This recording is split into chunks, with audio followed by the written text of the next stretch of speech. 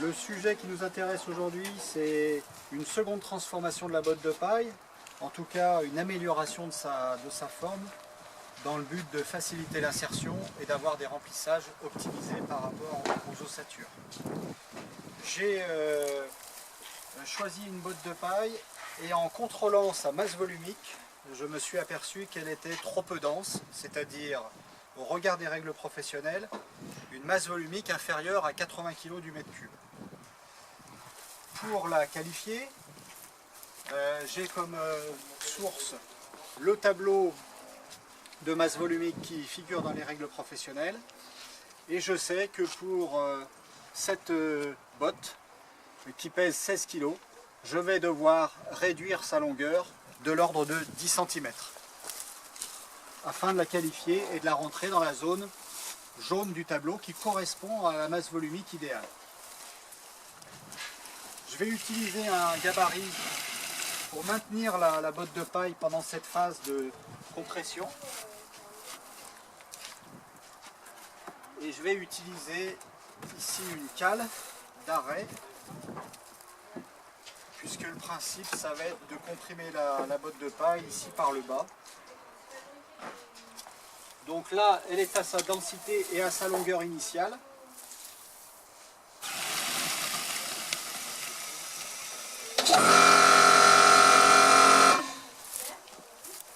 Et en quelques secondes, on arrive donc à recomprimer cette botte. On voit l'effet sur la tension des ficelles. Donc pour conserver cette compression qu'on a obtenue, on va reficeler notre botte. Pour cela, on va utiliser des petits prolongateurs de ficelle avec ici une boucle qui va servir au coulissement de la nouvelle ficelle.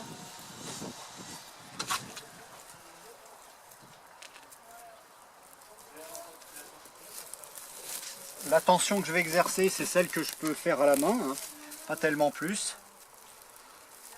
Je bloque ma ficelle et ici je vais faire une simple boucle qui est amovible, c'est-à-dire qu'en tirant sur ce brin, je peux libérer la tension. Cette possibilité de réglage me sera peut-être utile au moment où je vais insérer ma botte. J'aurai la possibilité de la décompacter si nécessaire, légèrement pour l'adapter exactement au remplissage. Même chose, j'essaye d'avoir une tension des ficelles relativement symétrique de chaque côté.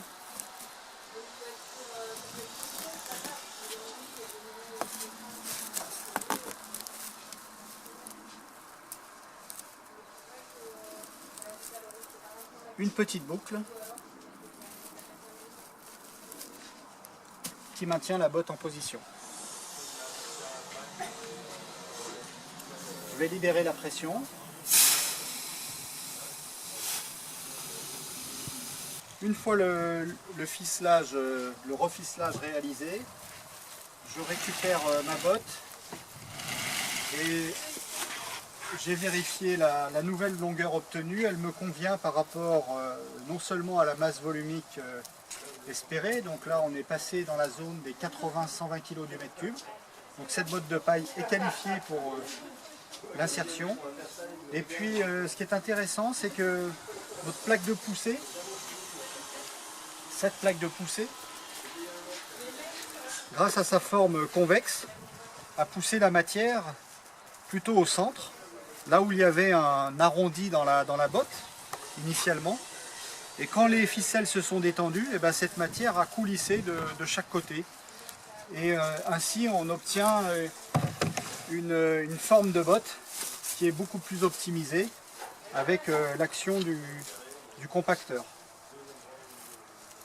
Donc en fait, cette action de seconde transformation me permet premièrement de qualifier des bottes qui sont peu denses et de les amener à la densité suffisante. Deuxièmement, en réglant leur longueur, d'adapter cette longueur au remplissage.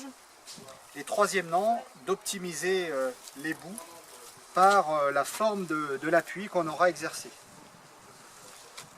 Maintenant, cette botte est prête à l'insertion et elle peut être utilisée à la fois en insertion verticale ou en insertion horizontale sur champ, sachant que j'aurai une possibilité de réglage en utilisant les nœuds coulissants pour rallonger légèrement ma botte, en tout cas pour la décompacter afin qu'elle adhère bien aux montants latéraux si la botte est installée sur champ, ou qu'elle soit bien en contact avec la botte supérieure si elle est installée à la verticale.